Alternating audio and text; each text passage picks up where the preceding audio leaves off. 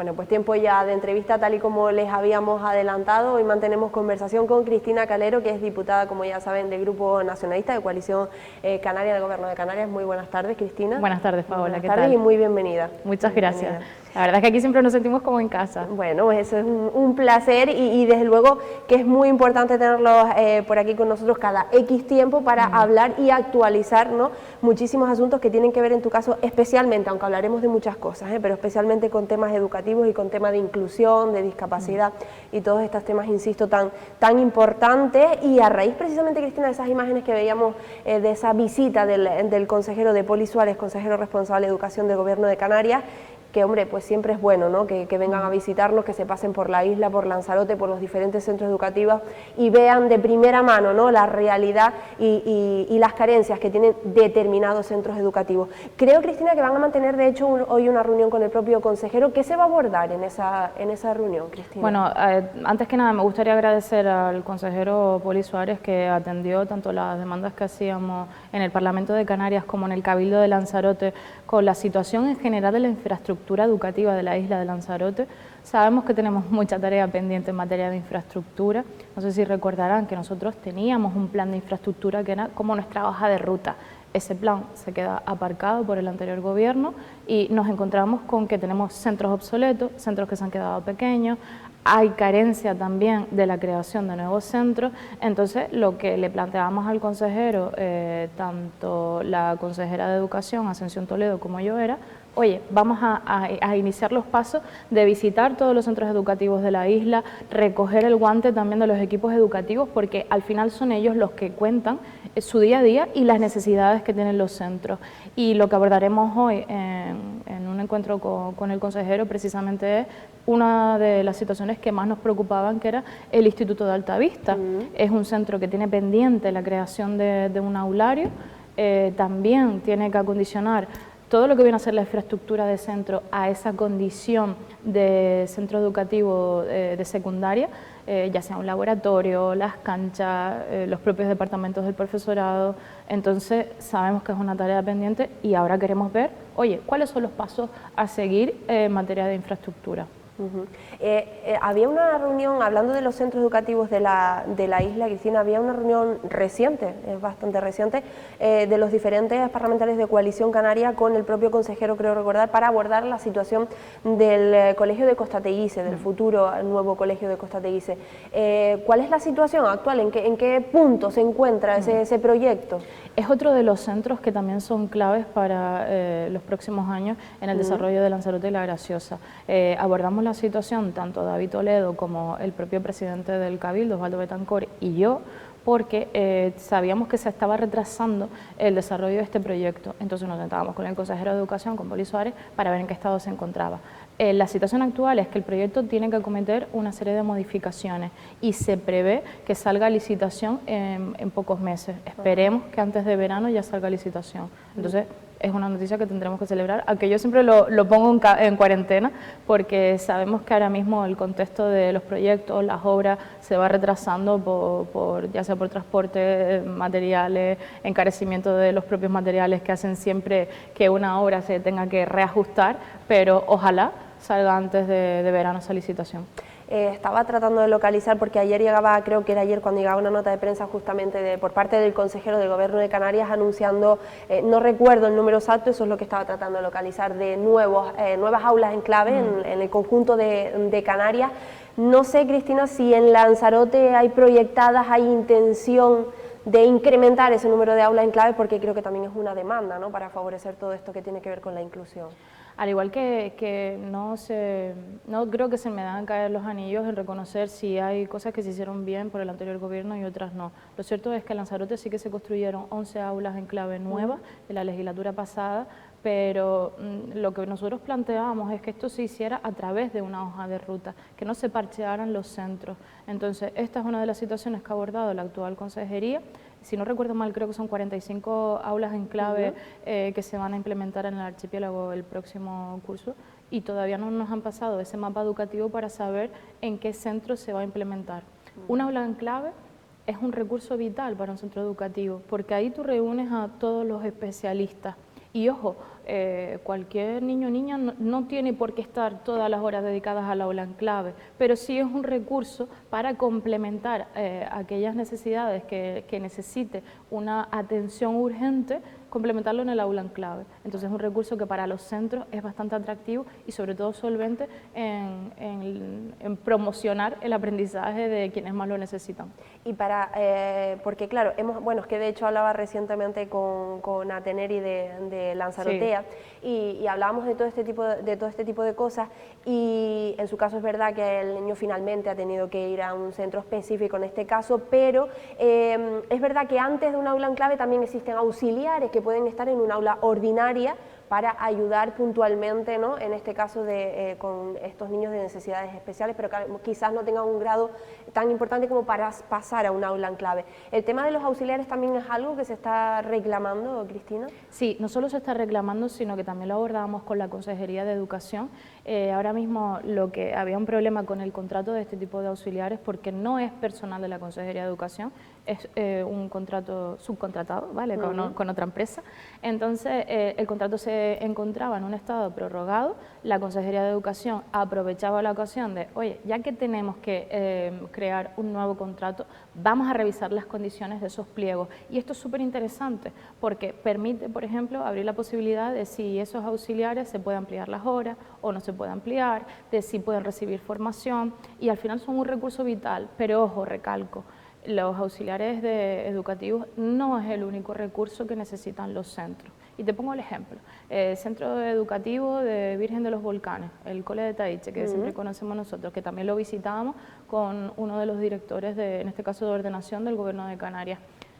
Clave que estas instalaciones se adecúen a los profesionales que tienen. No puede ser que un fisioterapeuta no tenga las instalaciones adecuadas para poder realizarlo.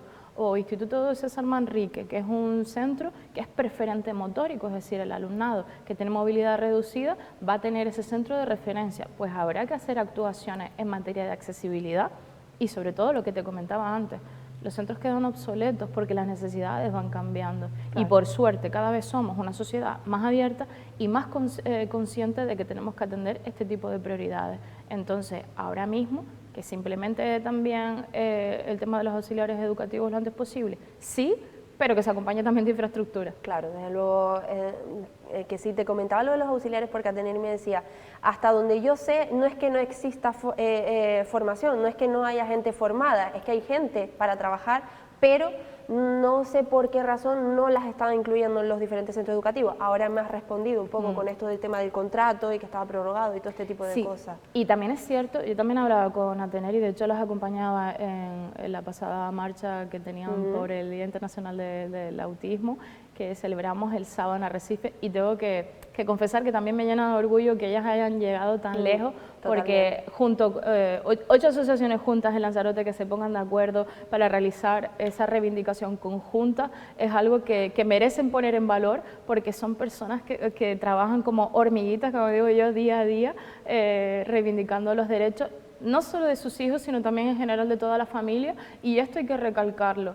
Bien, como te decía, el tema de las auxiliares, depende del tipo de oferta, porque esto es algo que hablábamos con las asociaciones. Resulta que había ofertas de auxiliares educativos que se cubrían muy rápidamente y sin embargo había otras que no se cubrían tan rápidamente. Por ejemplo, en Playa Blanca, por decirte alguno de memoria, la oferta se lanzaba y les estaba costando encontrar a alguien para cubrir esa vacante. Entonces, no es un problema que tenga una única causa, y está claro que la Consejería ha puesto prioridad en ese tipo de recursos.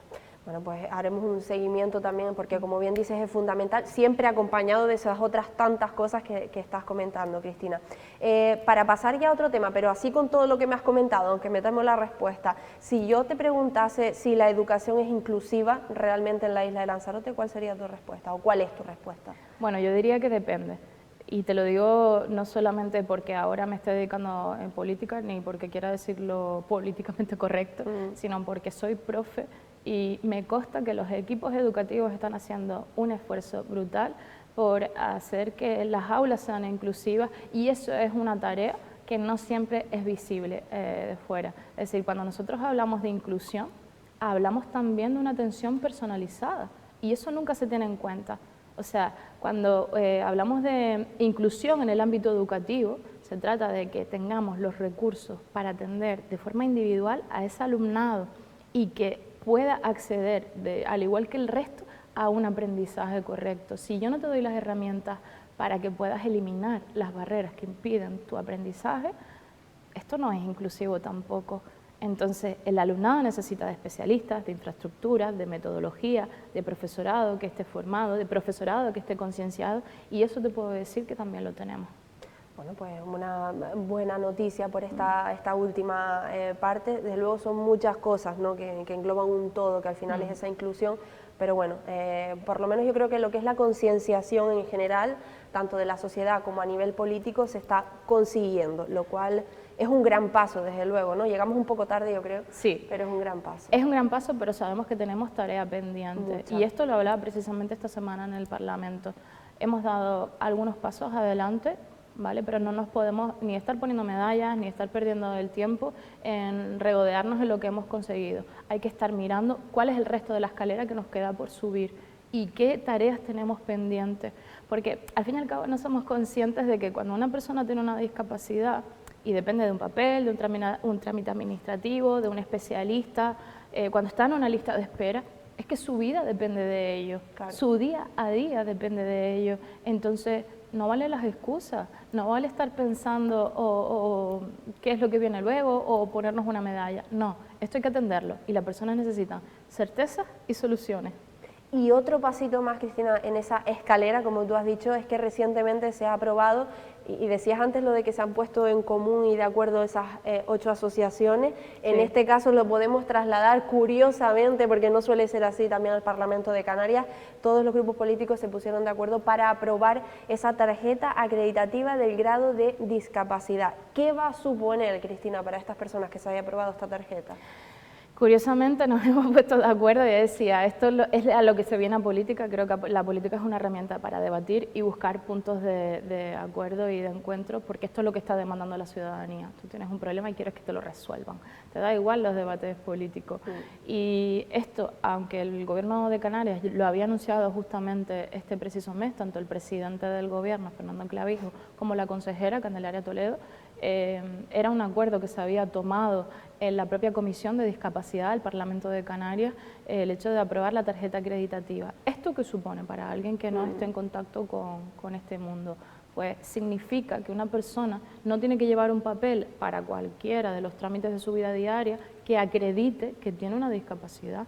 Es que esto es completamente obsoleto. Estamos hablando de una sociedad en la que apostamos por esas nuevas tecnologías que ya no son nuevas, por esa vanguardia tecnológica. Hablamos ya de inteligencia artificial para nuestro día a día y resulta que una persona con discapacidad tenía que ir con ese papel para solicitar una tarjeta de transporte o para cualquier otro trámite de su vida diaria. Entonces, se va a implementar esta tarjeta, además no solamente de forma física, sino también virtual. Y esto es clave, porque ahí se recoge todo lo relativo al grado de discapacidad que tenga esa persona.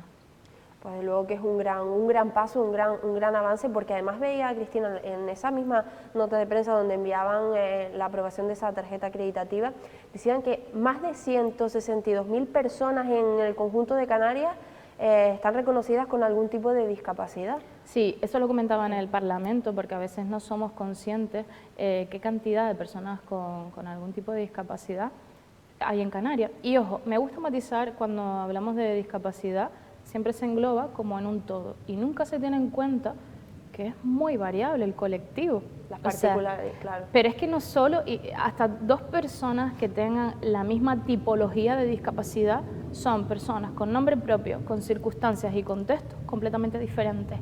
Y esto hay que tenerlo presente todos los días. No podemos estar haciendo de ese colectivo un colectivo homogéneo, porque cada uno tiene sus particularidades y no son cifras, son personas. Claro, desde luego que si parece mentira, ¿no?, que tengamos que seguir diciendo esto a estas alturas, yo creo, como decía, que es verdad que nos hemos concienciado muchísimo y hemos avanzado muchísimo, pero también es verdad que lamentablemente tenemos que seguir lanzando este tipo de mensajes, ¿no? También leí además que, porque al final todo esto tiene que ver con romper barreras, ¿no?, de una vez por todas, todos iguales al final, y leía que más del 25% de los municipios en Canarias que tiene que ver también con el tema de la inclusión, no tienen, creo, si no Cristina me corrige, un plan de accesibilidad universal. No, ¿o tienen? solo el 25% de los municipios de Canarias, del total de los 88, tienen un plan de accesibilidad universal. Peor me lo pones, porque un plan de accesibilidad universal, quiero decir, lo contrario digo yo que es ilegal, no tenerlo. Es ilegal, están en una situación en el limbo, no es una de las prioridades que haya atendido el municipio. Ojo, no quiere decir que hayan implementado medidas para favorecer la accesibilidad, pero tal y como recogía el diputado del Común, Rafael Llanes, que en ese sentido tengo que poner en valor todo el trabajo que hizo en materia de atención a esas medidas de discapacidad, porque ellos son los que recogen las quejas del pueblo. Es un dato que no va en función de colores políticos, va en función de, oye, tenemos que tomar conciencia y que, ojo, todos los ayuntamientos no tienen la misma capacidad para poder abordar este tipo de planes. Entonces, tendremos que conjugar una medida entre Gobierno de Canarias, cabildos y ayuntamientos para que se puedan implementar este tipo de obras. Y te pongo un ejemplo. Hablaba con un compañero del Ayuntamiento de La Orotava, con su alcalde, Paco Linares, y me comentaba, oye, estamos acometiendo una obra de accesibilidad que ahora mismo tiene un coste para nosotros de más de 40.000 euros. Y cuando tú lo pones en cuarentena dices, vale, ¿y esto porque es una institución pública? Pero ¿y si hablamos de una empresa? Claro. O sea, tienes que pensar que el 90% del tejido productivo de Canarias son pymes, pequeñas empresas y autónomos. ¿Cómo le puedo pedir yo a un autónomo que haga una obra si tiene este coste? Claro. Entonces, a lo mejor tendríamos que empezar a implementar medidas o ayudas económicas que favorezcan también esa actuación de planes de accesibilidad o de medidas que favorezcan la accesibilidad en todos los sentidos. Porque a veces cuando hablamos de accesibilidad parece que solo hablamos en el ámbito físico, ¿vale? Eliminación de barreras arquitectónicas. Pero olvidamos otro tipo de medidas, como puede ser un pictograma, como puede ser un intérprete de lengua de signos, que es un recurso que necesitan las personas con discapacidad auditiva. ¿O qué pasa con el lenguaje sencillo? ¿Vale? Claro. La administración también tiene que ser accesible y que se favorezca ese tipo de medidas de un lenguaje sencillo también tiene que ayudarnos. Desde luego, son muchos pasitos que al final conforman esa inclusión real, que es lo que todos buscamos y lo que lamentablemente queda mucho por hacer, como bien comentabas, pero es verdad, desde las administraciones, las instituciones deben dar herramientas, como bien dice, sobre todo a esas pequeñas y medianas empresas, que oye, pues les resulta muy complicado, ¿no? esa modernización, esa adaptación. Cambiamos radicalmente de asunto, Cristina, porque nos venimos iba a decir a la actualidad, todo esto es actualidad, evidentemente, sí, pero a lo que ha estado sobre la mesa durante estas últimas semanas, que tiene que ver con el sector turístico, con la masificación turística, con lo que se está moviendo y palpando en Canarias, que además ahora te comentaré mi opinión personal sobre el colectivo de los jóvenes acerca de este asunto, sí, que no sé si compartirás conmigo, pero en cualquier caso, desde el Gobierno de Canarias se han anunciado varias cosas, entre otras dos medidas recientes, por un lado el decreto de vivienda y por otro lado ese anteproyecto de ley de vivienda vacacional, sí, que además está ahí a exposición pública, que pues, pueden leer, pueden mirar y se podrán hacer las alegaciones pertinentes. ¿Qué tienes que contarme acerca de esto, Cristina? ¿Cómo crees que se está trabajando desde el Gobierno de Canarias para frenar o paliar un poco esa crisis habitacional con estas medidas? Mira, es un problema súper complejo, Paola, y como bien decías antes, creo que hasta los jóvenes tenemos nuestra propia opinión atendiendo a los problemas que tenemos de acceso a vivienda en nuestro colectivo.